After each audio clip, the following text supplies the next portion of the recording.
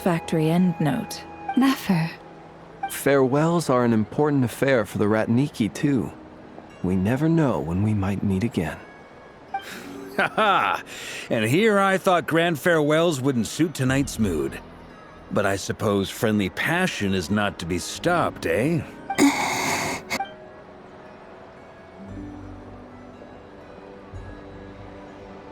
We made a little something for you, Columbina. Ta-da!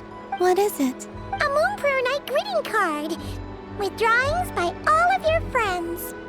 You did mention that you'd like a portrait done, so I took the liberty of creating one for you. I, meanwhile, did the portrait of Mr. Albedo. And Mr. Varka did the same for me. I mean, I think my work was pretty true to life, don't you think? The picture of Ashru was my doing. The two of you seem to get along rather well. Wait, was I the only one who did a full body picture? That's so embarrassing. I did pictures of me and Anefa. I did my own portrait and one for Hat Guy. Plus, there's the two mages, Arlecchino and Sindrune. So, if you ever miss us, just flip the card open and we'll all be right there with you. I don't know what to say. Thank you so much, everyone. This whole Moon Prayer Night was more than I could have ever asked for. It is the greatest gift I have ever received. Lama, I figured it out. Figured what out? Remember how the Frost Moon Scions used to use milk as invisible ink to write hidden messages? That was a very long time ago. Oh, are you saying? Yes. When I miss you all, I shall use moonlight in the same way, to write words that only you can see upon the moon itself. Wow, that sounds lovely. Quite. But how will we see them? Simply open your windows on nights when the moon shines bright, and the moonlight will naturally flow towards the words I have written. That sounds most fitting indeed. Very true to form. I'll try to write them in places that won't disturb your sleep. I, for one, would sleep all the better for having read one of your messages before settling down for the night. Exactly. So don't worry about disturbing anyone's sleep. Just promise you'll write to let us know you're okay, all right? All right. I promise.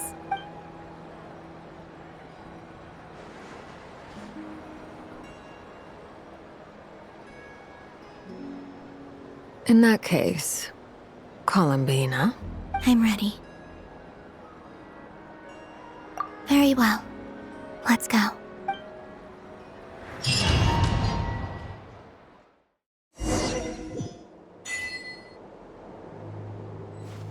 In just a few moments, I will be gone.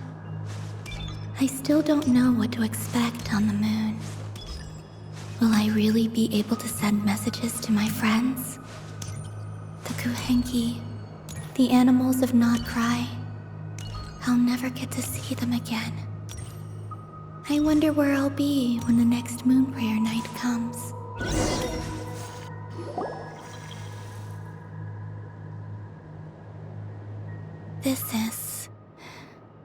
This is where the people of Hyperborea used to communicate with the moons.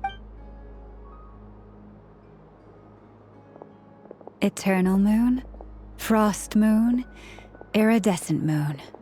When the power of all three converge, the gate to the moons shall open. Moon marrow preparations are complete. Only the final step remains. I'm sure Nasha Town is livelier than ever at this moment. Yeah. It's a shame you couldn't be there for it, but it's now or never, right? It's fine. I'm more than happy with this. My last piece of luggage. My only piece of luggage.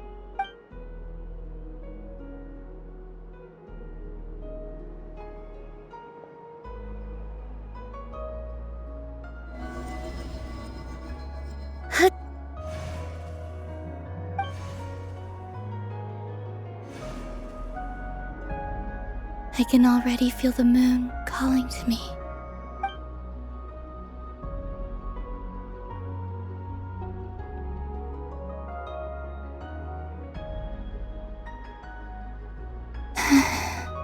Your home lies on the far side of this light, Columbina. From now on, we will at last have a reason to pray to the true moon. Columbina, Yes? I'm listening. be sure to come back and see us when you get the chance.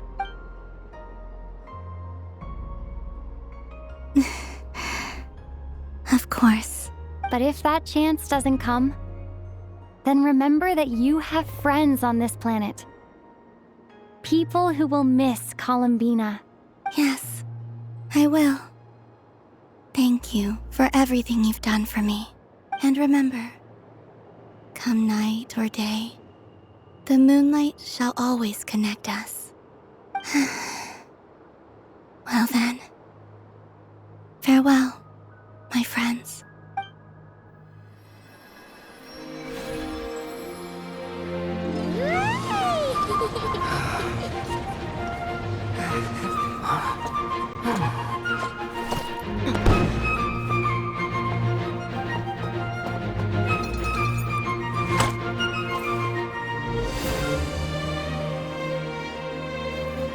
Thank you. This was my happiest night in Teyvat. Farewell, Columbina.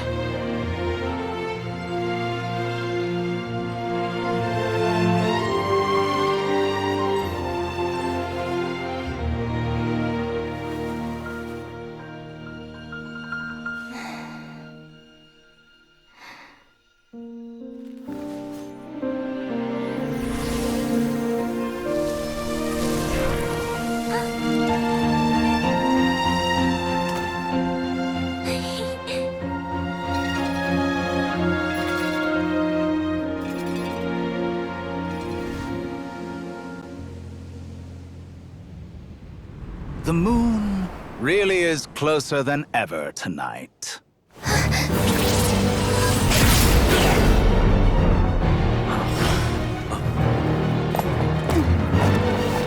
Columbina. All 3 moons in one place. Time for one final experiment. Reason, life, death, time and space. They all believed I would fail.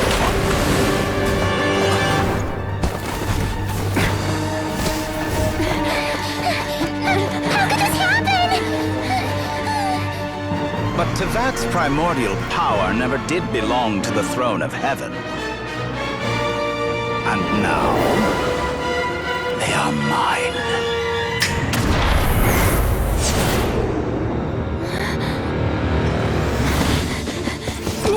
Oh.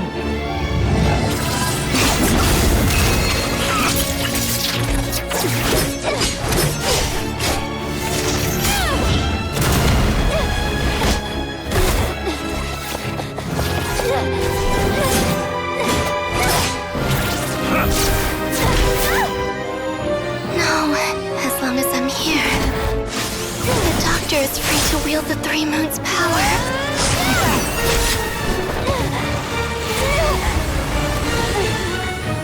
It's the only way.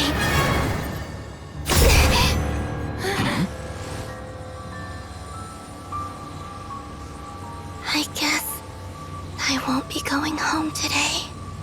Columbina! No!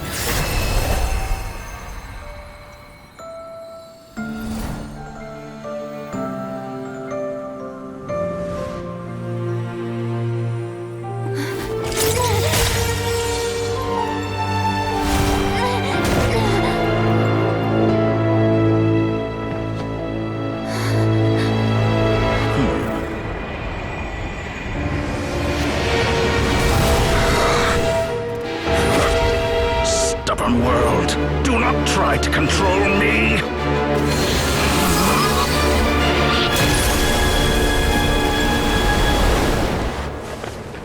Columbina.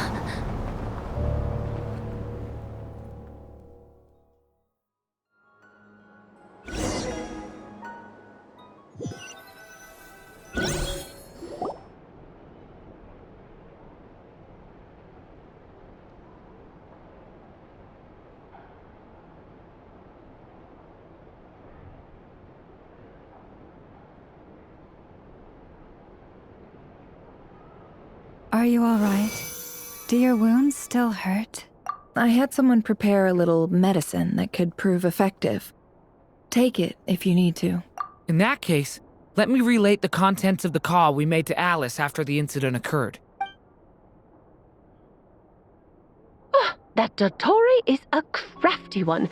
He distracted the Hexenzirkel by creating a huge fuss at Tevat's borders. I'd assumed that the cause was an abyssal intrusion from the outside world, which in fairness is a rather common occurrence. But after learning that you managed to influence the phantoms in Nodcry, I realized that perhaps this interference could have come from within Tevat instead. But we weren't able to change their fates. True, you couldn't change how their stories ended, but you did build some variables around yourself. Variables? Yes, things you heard that you could not otherwise have learned, ideas that would otherwise have never crossed your mind. All these things are variables. Of course, most variables usually pale into insignificance with the myriad of possibilities floating around. But the moment you start treating them as building blocks and intentionally stacking them, that changes things. That's what Dottore did, and it's how he created the necessary conditions so that when you activated the portal tonight, it played right into his plan. However, we have no way of knowing exactly what he did. Yeah, we also need to ascertain Columbina's status. And that about sums it up. As I suspected, Dottore has disappeared completely. If it's any consolation, he wasn't able to control Columbina as he might have wished to. Oh no! What? She did what? All we saw was Dottore appeared and used some kind of power. The next thing we knew, he and Columbina were gone and you were falling into the sea.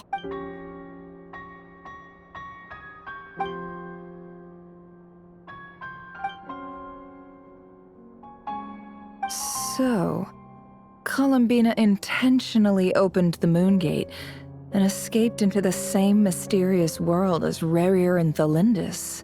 Sounds like bad news.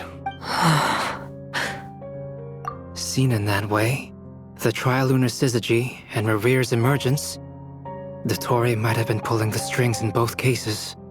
According to Miss Alice, he is attempting to transcend his destiny and finish an experiment that only a god might complete. An utter lunatic. Wait a sec, where's Hat Guy? Seems like he'd want to be here for this. He took off with the Dodo communication device after we spoke to Alice. He said he had a hunch that he wanted to investigate by himself. The look on his face was terrifying. I've never seen him like that before.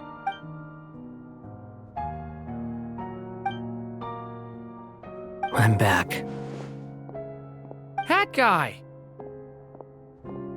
I went to look for the Hyperborean phantoms again. I think I've gotten to the bottom of it. I got them to talk to Nicole on the other end of the communications line. Turns out, the history they describe is different from how Nicole remembers it. Really? But how? Surely Nicole can't have been wrong. Because the phantoms are the ones who are deceived. They speak of a savior who appeared in their history. One who never should have existed. This savior promised to create a new moon within the false sky, and even bring back their moon goddesses. Foolishly, they believed in him, and told him everything he wanted to know about the moons. It's obvious that this was Dottore's doing. Now you mention it, the first time we entered the Hyperborean ruins, we heard the phantoms discussing their history, and I remember Nicole commenting that something sounded a little strange. But Dottore shouldn't have been able to get in there in the first place. He didn't. Nicole said that this was an anomalous state triggered by disruptions in the causal connections between phantoms from the same era. The variables that Dottore put in place were substantial enough that they even affected phantoms that he never met. So it's not that their memories were unclear. They'd been tampered with. That's exactly the possibility Dottore was trying to manufacture. He turned these variables into knowledge and engineered the situation so all that knowledge would fall into his hands. Then, he harnessed that knowledge on Moon Prayer Night to truly create a false moon. How is that even possible? To be precise, he exploited a weakness in the way the spell works. The spell senses Kuvaki to detect the moon's location. So, as long as the false moon more strongly resembled the moon than the frost moon beyond the skies, the gate would teleport Columbina to the false moon's location. In other words, to Dottoro's side. Once he had her under control, the teleportation spell remained active, and he manipulated her power to seize both moon marrows. At that moment, the moon marrows disappeared right before our eyes. It was already too late, even as we were leaving the ruins. By then, Dottore had already amassed the power of all 3 moons. So, where does that leave us? What do we do now? I'd certainly like to know what Her Majesty thinks, now that the concerns I expressed to her have come to pass. But we cannot simply sit and wait for her to decide the matter. And in any case, it is not the Fatui Harbinger Damselette who sees us as her friends, but rather Columbina Hyposelenia. If, even in such extreme circumstances, Her Majesty will not lift the prohibition on Harbingers drawing steel against one another, then I will do as my heart demands. I will fight as Peruware instead. Oh, Arlecchino! Time is short, so I'll make the first move.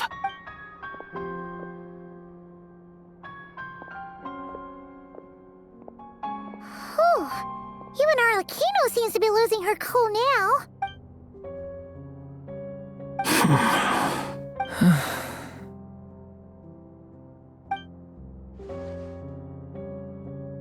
All right. Lose those dejected looks for a moment and let me get a word in. It looks bad, I won't lie. Very bad, in fact. So Dottori's pulled some real dirty tricks to gain the upper hand. For now. And yeah, it's to the point where even the mages say that his variables have affected destiny. I'm not so sure, though. Many have told me that Tevat's destiny is fixed. And that does appear to be the case. Well, what makes Dottori so sure he'll be the exception? And since he was able to stack these variables up, who's to say we can't do the same? You of all people should not be discouraged, traveler from afar. This isn't over yet. And you're not alone in that. Everyone here does, whether they've spoken thus far or not. But none of us are the type to sit back and wait for the sun to shine again. That's exactly how a knight should roll. If they knock you down, you get back up and get back in it. Don't forget, Honorary Knight, you're a legitimate member of Mondstadt too. Fork is right. This is far from over. Dottoro's already way overdue a butt-kicking given his past shenanigans. And after this, he's earned himself a double dose. That's what I'm talking about. How's everyone else feeling? I'll use Kuvaki to investigate Columbina's whereabouts. I am not ready to give up either. Leave the intel gathering to me. Whatever happens within Nodcry's borders, when the Curatorium of Secrets wants to be in the know, we always find a way. Aino and I will do all we can to support you. We will attempt to reverse engineer Dottoro's actions and seek a breakthrough that way. Alice and Nicole are busy dealing with an emergency at Tevat's borders, so they can't return just yet. But they're both very angry about this. They've asked Albedo and me to act on the Hexen Circle's behalf and do everything in our power to fight back against Dottore. Are you ready then? We're going to have to conduct a lot of research, even in the early stages. I'll do my best. As for me, I'm pretty familiar with Dottoro's way of doing things, so I can try to predict his next move. I'll help with your investigation. Nice! Looks like we have our basic division of labor. I'll get in touch with Flints and Itlua, get them to have a chat with their Starshiner. It couldn't hurt to bring the Lightkeepers on board as well. At the same time, I'll pass on instructions to the Knights present in Nodcry to assist the Lightkeepers and other organizations in ensuring the safety of those living here. Yeah! We'll show him! That's it then. Good luck, everyone.